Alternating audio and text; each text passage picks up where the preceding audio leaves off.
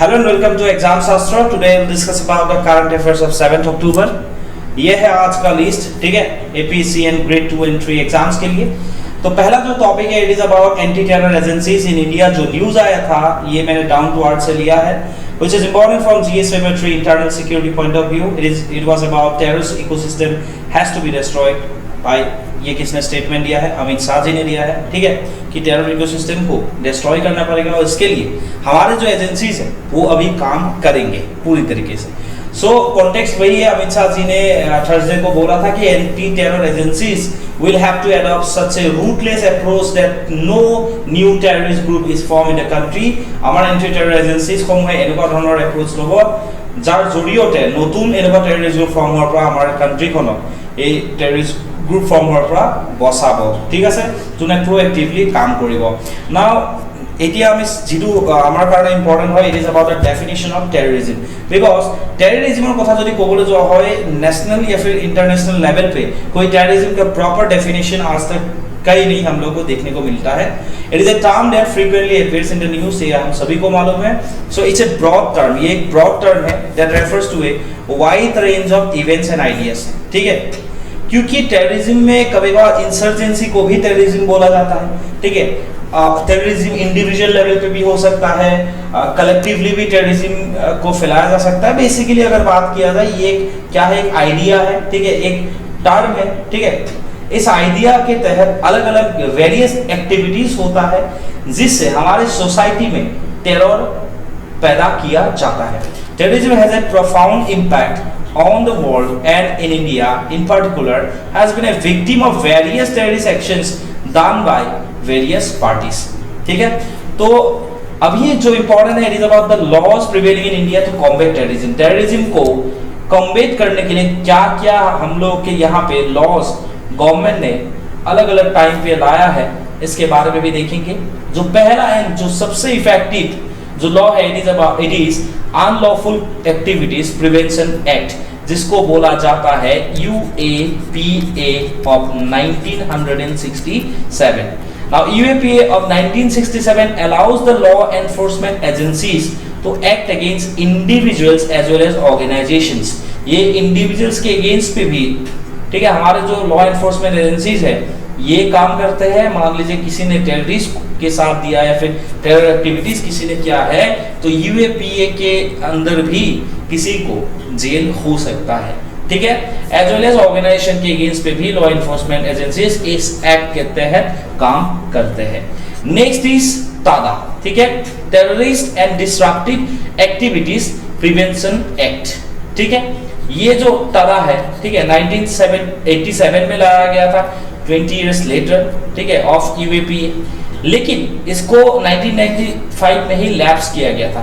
S क्यों लाया गया था? तो it provides stringent measures that deals specifically with terrorism, ठीक है। उसके बाद prevention of terrorism act of 2002, ये एक्ट क्या करते हैं? It provides law enforcement agencies with even more extensive powers. तो यहाँ पे तो UAPA के तहत ये जो 1967 वाला जो था इसमें तो पावर दिया गया था, लेकिन इसको एक्सटेंड कब किया गया? Prevention of terrorism act of 2002। It was repealed in 2004, 2 साल ही चला, ठीक है। UPA गवर्नमेंट था after concerns they raised regarding the human rights violation, क्योंकि इस टाइम में prevention of terrorism act PTA के तहत बहुत लोगों का ह्यूमन राइट्स वायलेशन हुआ था। ऐसा अलग अलग टाइम टू टाइम लाइक लोगों ने प्रोटेस्ट भी किया था, तो इसीलिए इसको वापस लाना पड़ा, ठीक है। The next is national investigation agency NIA act of 2008। It was set up in 2008 to allow it was established in 2008 to allow the setup of NIA at a central level that deals with the counter terrorism activities। Central level पे counter terrorism activities के लिए कौन सा agency बनाया गया था? National investigation agency, like कौन से एक्ट के तहत बनाया गया था? It was national investigation agency, the NIA act of 2008। तो UAPA 1967, terrorist and destructive activities prevention act TADA 1987, ठीक है, 1995 में इसको लैप्स किया गया, ठीक है। उसके बाद prevention of terrorism act of 2002, उसके बाद national investigation agency act of 2008, ठीक है सर। उसके बाद जो है 5 नंबर पे जो हमारे यहाँ पे है anti hijacking act of 2016। Recently anti hijacking act was pass to prevent hijack of aircraft. तो काफी सारे बहुत पहले क्या होते थे, एयरक्राफ्ट को हाईजैक किया जाता था, ठीक है। तो इसको मान लीजिए कोई ऐसा एक्टिविटीज इंडिया में हुआ है, ठीक है, अगर होगा तो उसको डील करने के लिए हमारे जो लॉ एनफोर्समेंट एजेंसीज है उसको पावर देने के लिए ही इस एक्ट को लाया गया था 2016 में। ये हाल ही में लाया गया था। अभी देखते हैं कि लॉ एनफोर्समेंट एजेंसीज क्या है। एक तो हम लोगों को मालूम हो गया एनआईए, ठीक है, ये कब आया था, 2008 में लाया था, एंड एक्ट 2008 में लाया गया था। बट इस एजेंसीज को इस एक्ट के तहत कब बनाया गया था, 2009 में, ये याद रखिए। दूसरा जो है इंटेलिजेंस ब्यूरो, जिसको आईबी बोलते हैं, it is the intelligence agency of India. It gathers and analyze any intelligence in relation to terrorism that is provided to the law enforcement agencies, ठीक है। ये law enforcement agencies को जो भी data provide किया जाता है in relation to terrorism, इसको ये प्रॉपर तरीके से एनालाइज करके इन्वेस्टिगेशन चलाते हैं। उसके बाद है रिसर्च एंड एनालाइजिंग विंग, जिसके बारे में, जिसके रिगार्डिंग ये जो एजेंसी है, दैट मीन्स ये बहुत ज़्यादा सुर्खियों में है, क्योंकि हाल ही में कनाडा में जो भी खालिस्तानी सपोर्टर्स का मौत हुआ है, ठीक है, ऐसा कनाडियन गवर्नमेंट का कहना है कि ये रॉ के द्वारा किया गया है। अब व्हाट इज रॉ? रॉ जो है research and analysis wing, it is another intelligence agency, ठीक है sir. While IB deals with matters internal to the country, the raw is focused to gather intelligence in relation to any external threats. अगर external threat होगा तो उससे related information gather करने का काम किसका है, रॉ का है। अगर एक्सटर्नल होगा, अगर इंटरनल होगा तो ये किसका काम है, आईबी का है। एक इंडिया के नेशनल लेवल के लिए है, एक इंटरनेशनल लेवल या फिर एक्सटर्नल अफेयर्स, तो इंटरनेशनल अफेयर्स के लिए बनाया गया है। उसके बाद हमारे पुलिस फोर्सेस जो है स्टेट लेवल पे, हमारे जो स्टेट पुलिस फोर्सेस है basically various special task forces बनाया जाता है तो carry out operation at the state level. And central level पे क्या क्या है, पैरामिलिट्री फोर्सेस है like CRPF, BSF, CISF to work to provide the security, ठीक है, एट द सेंट्रल लेवल। तो NIA, IB, research and analysis wing, that means रॉ, ठीक है सर। एनआईए, आईबी, रॉ एंड पुलिस फोर्सेस, ठीक है, स्टेट एंड सेंट्रल लेवल के लिए अलग अलग ये सारे लॉ एनफोर्समेंट एजेंसीज है जो इन सारे एक्ट्स के तहत पावर रिसीव करते हैं और उसके थ्रू वो लोग एक्ट करते हैं, ठीक है। दोनों ही इंपॉर्टेंट है, मैंने बहुत ज्यादा कंपाइल करके आप लोगों के लिए ये लाया है, ठीक है, ताकि आप लोग आंसर राइटिंग में भी इसका इस्तेमाल कर पाए, ठीक है। The next topic is about flash floods इन गुवाहाटी, जो इंपॉर्टेंट है GS paper 3 disaster management point of view से। इससे रिलेटेड भी सवाल बन सकता है क्योंकि मेंस पे फ्लैश फ्लड या फिर नेचुरल डिजास्टर से रिलेटेड सवाल आते हैं और ह्यूमन जो इंड्यूस्ड डिजास्टर है उसके बारे में भी आता है, ठीक है। फ्लैश फ्लड क्यों होता है, व्हाट इज फ्लैश फ्लड, इसके बारे में भी देखेंगे। देखिए फ्लैश फ्लड क्या है, जब एक्सेसिव और कंटीन्यूअस रेनफॉल के कारण एक जगह में, ठीक है, मान लीजिए over the period of some days अगर कंटीन्यूअस रेनफॉल हुआ, ठीक है, थोड़ा लॉन्ग टाइम के लिए, तो क्या हो सकता है, स्टैग्नेशन ऑफ वाटर हो सकता है and that can cause flooding. Flash flood जो है this occurs in a much shorter span, okay, of time से when rainfall creates flooding in less than 6 hours, ठीक है। दो कारण से हो सकता है एंड आर हाईली लोकलाइज्ड, ठीक है, ये लोकलाइज्ड है, मतलब ऐसा नहीं है कि मतलब 10 लाइक आपका जो है लाइक एक डिस्ट्रिक्ट में हुआ है तो पास वाले डिस्ट्रिक्ट में भी हो गया, ऐसा नहीं है, ठीक है, ये हाईली लोकलाइज्ड है। इसीलिए गुवाहाटी के आसपास ऐसा कोई माहौल देखना नहीं मिलता, लेकिन गुवाहाटी में फ्लैश फ्लड बहुत आते हैं, इस साल तो भयंकर लेवल पे आया है। Flash floods can also be caused by factors apart from rainfall like when A dam overflows, ठीक है। मान लीजिए कि ये एक डैम है, ये मान लीजिए ओवरफ्लो हो गया या फिर ये डिस्ट्रक्शन हो गया इसका, तो भी आसपास के एरियाज में क्या आ सकते हैं, फ्लैश फ्लड्स आ सकते हैं एंड ये with in A short period of span ये हो सकता है, ठीक है। Causes of flash floods in India, क्या क्या कारण है, देखिए पहली बात तो ये है कि nearly 75% of the total rainfall is concentrate over just 4 months. जो हम लोग बोलते हैं ना कि असम में 200 से 250 सेंटीमीटर्स ऑफ रेनफॉल एनुअली होता है, एक्चुअली इसमें भी जो सबसे ज्यादा होता है ना ये 4 महीने में ही होता है। भले असम में ऐसा है कि लाइक जून के महीने से जून जुलाई अगस्त सितंबर तक रेनफॉल पूरी तरीके से होता है, ठीक है सर। एंड इसीलिए क्या होता है कि river witness a heavy natures during this months, ठीक है। इसके कारण भी क्या हो सकता है, आसपास के एरियाज में फ्लैश फ्लड हो सकता है, ठीक है। रिवर्स की बात अलग है, लेकिन रेनफॉल के बारे में अगर मैं क्योंकि मैं बोल रहा हूं तो इस टाइम पे जून से सितंबर तक किसी भी टाइम, ठीक है, हायर इंटेंसिटी ऑफ रेनफॉल होता है। दूसरा जो है, अगर मान लीजिए किसी एरिया में क्लाउड बर्स्ट हो गया, जो सिक्किम के केस में हुआ है, या फिर ग्लेशियर लेक्स का ओवरफ्लो हो गया, तब भी फ्लैश फ्लड होता है। ये भी इंपॉर्टेंट है, कल वाले एनालिसिस में मैंने किया था।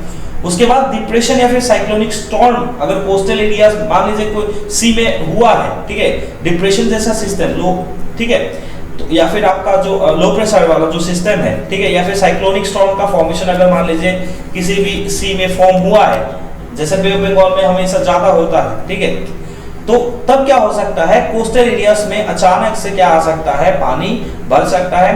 तो कोस्टल एरियाज में भी फ्लैश फ्लड होने का कारण ये डिप्रेशन या फिर साइक्लोनिक स्टॉर्म भी है।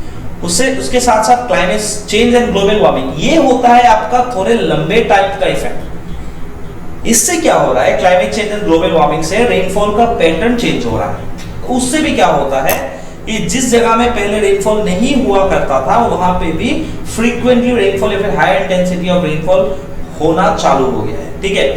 तो ये सब रीजन है फ्लैश फ्लड का, ठीक है। उसके बाद अगर गुवाहाटी का केस देखिए तो उसमें और सारे रीजंस है जिसके कारण फ्लैश फ्लड होता है, उसके बारे में भी डिस्कस करेंगे। These are the general reasons because of which flash floods are occurred, ठीक है, in different parts of India. Okay, now बहुत सारे अल्टरनेटिव फैक्टर्स है जो इसको क्या करते हैं, फोर्स करते हैं, ठीक है, इसको सपोर्ट करते हैं।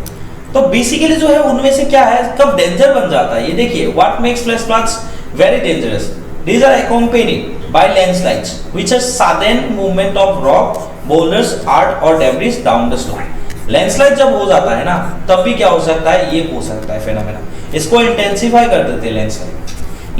Landslides are common in mountainous terrains where there are conditions created for them in terms of soil, rock and geology and slope, ठीक है। अगर नया जियोलॉजी होगा, सॉइल रॉक होगा, बेसिकली जैसे हिमालयन रीजन्स में होता है, वहां पे ये होने का चांसेस ज्यादा है। अगर मैन इंड्यूस कारण से भी होता है, ठीक है, मान लीजिए प्लेट्यू मेघालय में हाल ही में, ठीक है, लैंडस्लाइड हुआ है। मेघालय में प्लेट्यू में लैंडस्लाइड नहीं होते।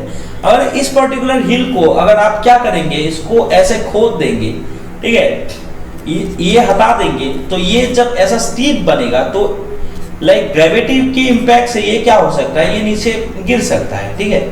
तो ये मैन इंड्यूस कारण से भी लैंडस्लाइड हो सकता है, तो इसके कारण फ्लैश फ्लड इंटेंसिफाई हो सकता है। दूसरी जो बात है कि अभी जो देखना हम लोग को है कि इसके लिए क्या क्या स्टेप लिया गया है। पहली बात जो है, फ्लैश फ्लड के लिए सेंट्रल लेवल पे basically India and south Asian countries के लिए एक प्रोग्राम या फिर एक प्रोग्राम लॉन्च किया गया था, which is first of its kind. It was flash flood guidance, ठीक है। It is a robust system designed by which organization, IMD, Indian Meteorological Department, which department, Indian Meteorological Department, IMD जिसको short form में बोलते हैं, ठीक है। Programme कौन सा है, फ्लैश फ्लड गाइडेंस प्रोग्राम। किस लिए लाया गया है, it is to provide real time support, ठीक है, किस लिए, for development of warnings for flash floods about 6 to 12 hours in advance, ठीक है। बेसिकली ये क्या है, अर्ली वार्निंग सिस्टम, ठीक है, डेवलप करने के लिए ही फ्लैश फ्लड गाइडेंस को इंट्रोड्यूस किया गया है India and south Asian countries के लिए। किसके द्वारा किया गया है, इंडिया के द्वारा किया गया है ना। अभी थोड़ा बहुत लोकलाइज्ड एग्जांपल देख लेते हैं जो गुवाहाटी के केस में हुआ है। इसके कई सारे रीजंस हैं। पहला तो हमारे जो वेटलैंड्स है, ठीक है, जिसको बोला जाता है फ्लड प्रिवेंशन के लिए सबसे इफेक्टिव हुई, क्या है, वेटलैंड्स। गुवाहाटी के आसपास में जो भी स्वैम्पी एरिया एंड वेटलैंड्स है, वहां पे क्या हो रहा है, एनक्रोचमेंट हो रहा है, दखल, ठीक है।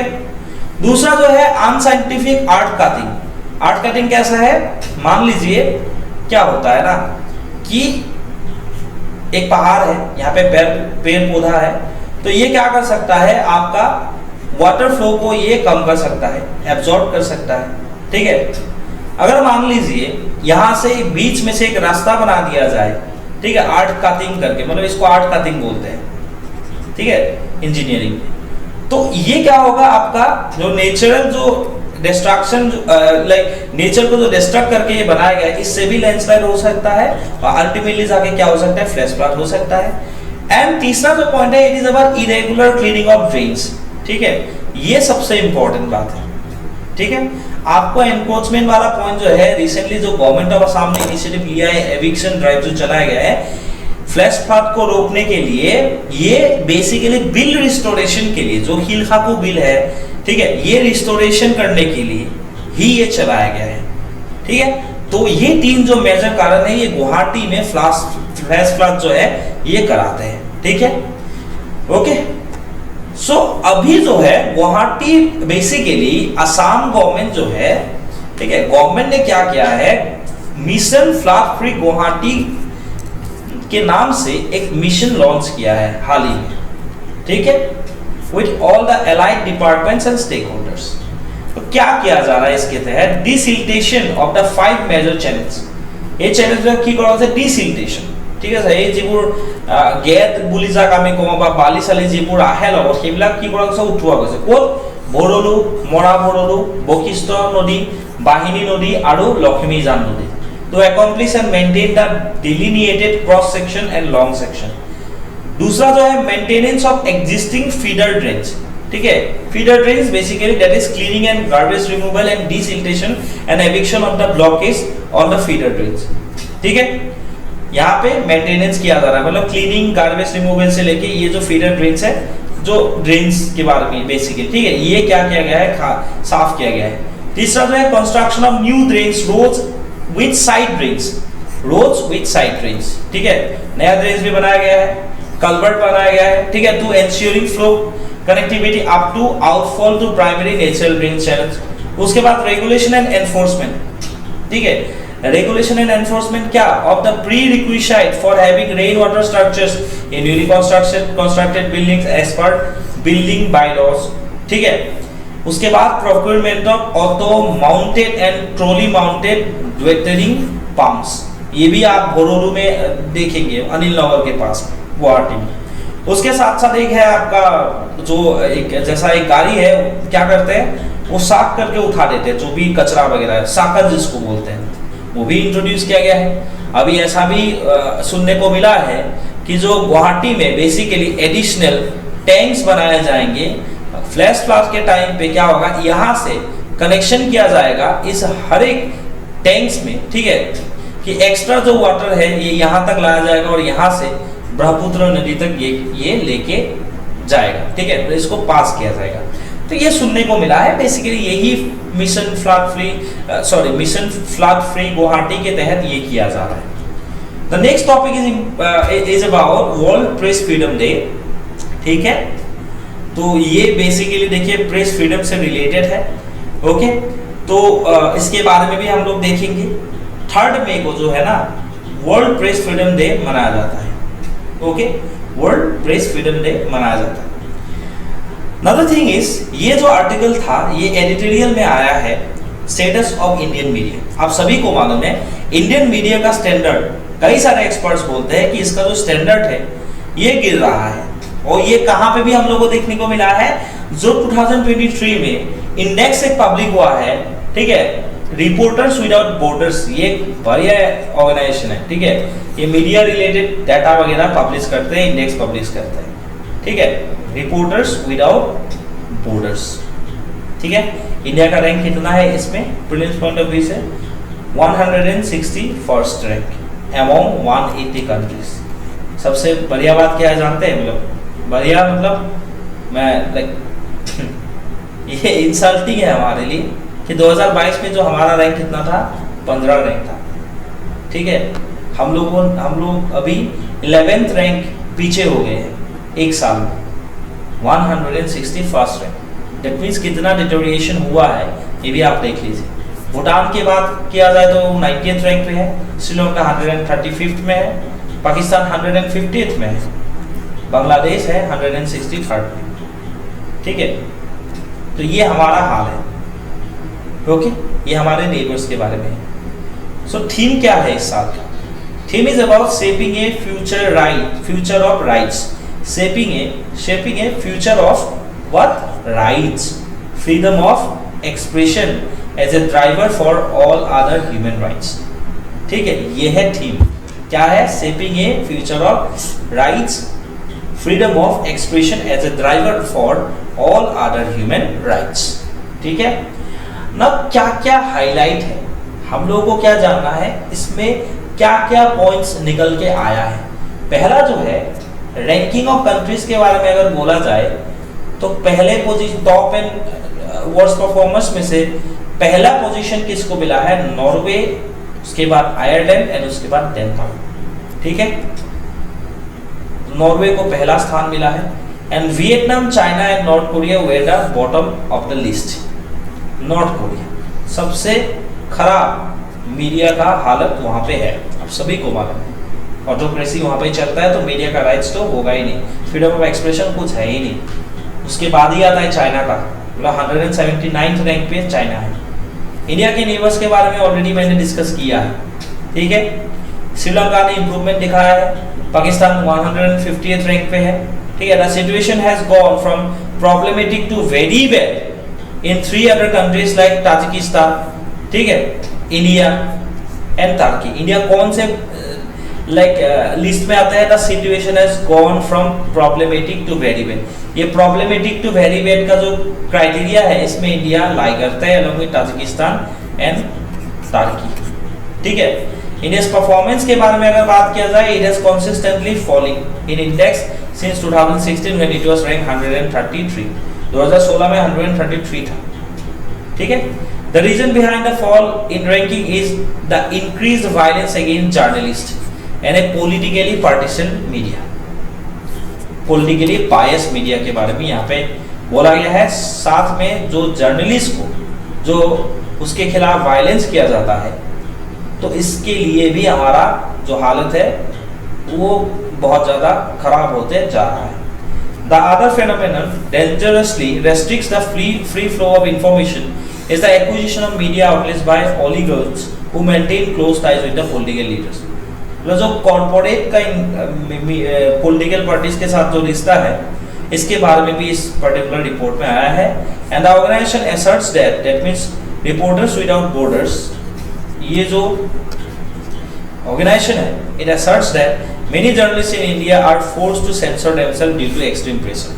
एंड इसीलिए आप लोगों को देखने को मिला होगा रवीश कुमार से लेके कई सारे जर्नलिस्ट जो है, ठीक है, अविशार गुप्ता या ऐसे कुछ था, सभी लोगों ने जो भी जर्नलिज्म हाउसेस है उसको छोड़ के इंडिविजुअल जर्नलिज्म अभी अपनाया है। तो ये इंडिया का हालत है। ठीक है, अभी थोड़ा बहुत ये भी देख लेते हैं कि प्रेस फ्रीडम इंडेक्स क्या है।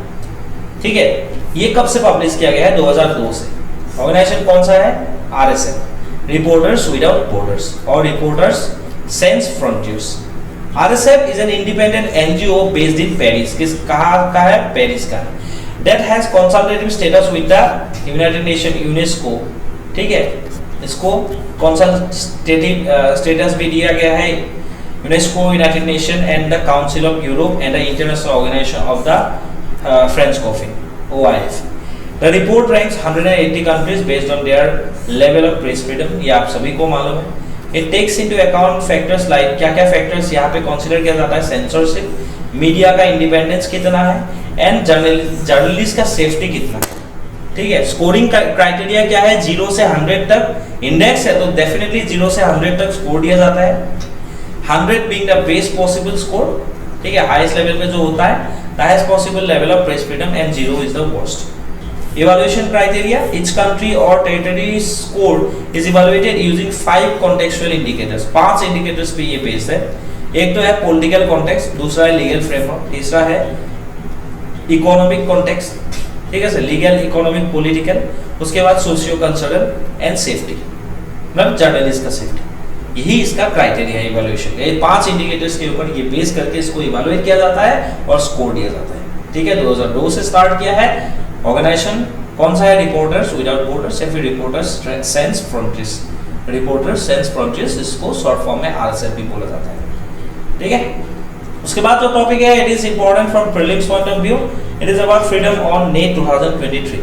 A report by Freedom House reveals that the global internet freedom has been on a decline from 13th consecutive year. This decline is seen in 29 countries. ये जो इंटरनेट फ्रीडम है ये 29 countries में ये decline यहाँ पे देखने को मिला है, while only 20 countries have registered improvement in the internet freedom.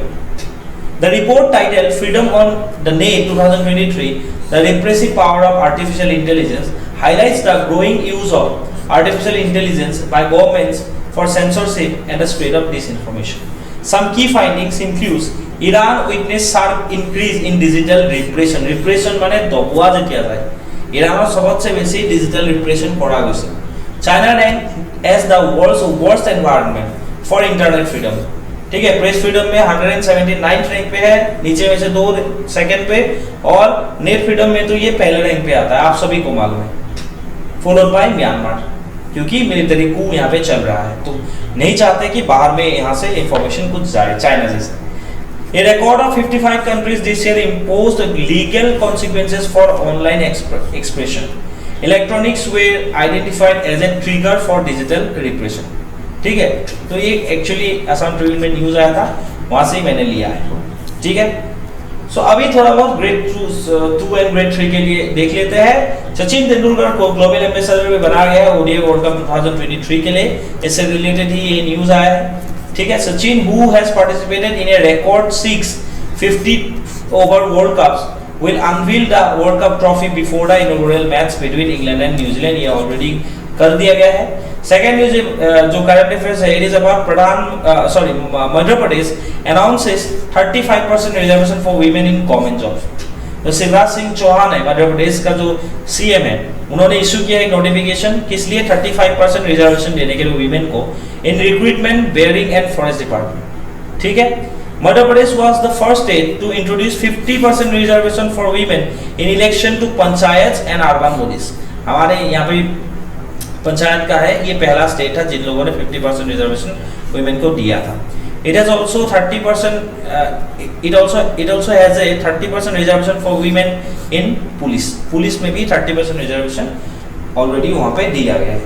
उसके बाद जो है Rajnath Singh launch navy's updates indigenous programme Swavlamban 2.0. स्वावलंबन 2.0 को हाल ही में लॉन्च किया गया है बाय राजनाथ सिंह. सो रक्षा मंत्री Rajnath Singh launch the navy's updated indigenous programme Swavlamban 2.0 at Indian navy's naval innovation and indigenisation organisation seminar in New Delhi. ठीक है, ये याद रखिए, स्वावलंबन 2.0 किससे रिलेटेड है? इंडियन नेवी से रिलेटेड है. ठीक है, एक इंडिजिनस प्रोग्राम है. उसके बाद जो है हिंदुस्तान एरोनॉटिक्स लिमिटेड, ठीक है, HAL handed over the twin-seater variant of LCA Tejas fighter aircraft to Indian Air Force in Bengaluru. Aim क्या है देने, क्यों दिया जा रहा है? To join India in a list of very few elite countries who have created such capability and have them operational in their defense forces. Hindustan aeronautics limited ने ये तेजस जो LCA तेजस फाइटर्स है, दो, ठीक है, ट्विन सीटर 2 सीट का तेजस बना के किसको दिया है? हमारे एयरफोर्स को दिया है. क्यों? बिकॉज इंडिया को एलिट कंट्रीज में की लिस्ट में रखना है जो खुद ही इस तरीके का एयरक्राफ्ट बना के या फिर इस तरीके का आपका डेवलपमेंट करके डिफेंस फोर्सेस में इस तरीके का जो एयरक्राफ्ट है उसको ऑपरेशनल बनाने वाले कंट्रीज में से इंडिया को भी रखना है. इसीलिए LCA तेजस को अभी हाल ही में इंडियन एयरफोर्स को सौंपा गया है. ठीक है, the LCA Tejas twin seater is a light weighted all weather multi role 4.5 generation aircraft and the aircraft developed indigenously has static stability. ठीक है, quadruplex fly by wire flight control. ठीक है, next India and UAE launch UAE's payment card scheme based on रुपए card. ये मैंने कल भी newspaper analysis में मैंने इसको दिया है. ऑल एतिहाद पेमेंट के साथ NPCI का जो कोलैबोरेशन हुआ है उसके रिगार्डिंग ये न्यूज आया है. एम क्या है? To expand the bilateral trade to make $100 billion. ठीक है, उसके बाद जो है न्यूज कौन सा है? Current affairs. Professor doctor Joyeeta Gupta received Spinoza prize in the field of climate change. तो प्रोफेसर जोएटा गुप्ता के बारे में याद रखिए, कौन सा अवार्ड इनको मिला है, Spinoza prize, the highest distinction in Dutch science, ठीक है, नीदरलैंड डच साइंस का ये हाईएस्ट डिस्टिंक्शन है for her work in the field of climate change at the ceremony in Netherland. Okay, तो ये प्राइज से ही इनको नवाजा गया है जोएटा गुप्ता जी को। ये है आज का क्वेश्चन, और अभी तक आप लोगों ने हमारे साथ अगर इंस्टाग्राम पे नहीं जुड़े हैं तो आप लोग इंस्टाग्राम पेज भी फॉलो कर लीजिए ताकि आप लोगों को स्टडी करंट अफेयर्स मिलते रहे। ठीक है, that's all for today, thank you for watching.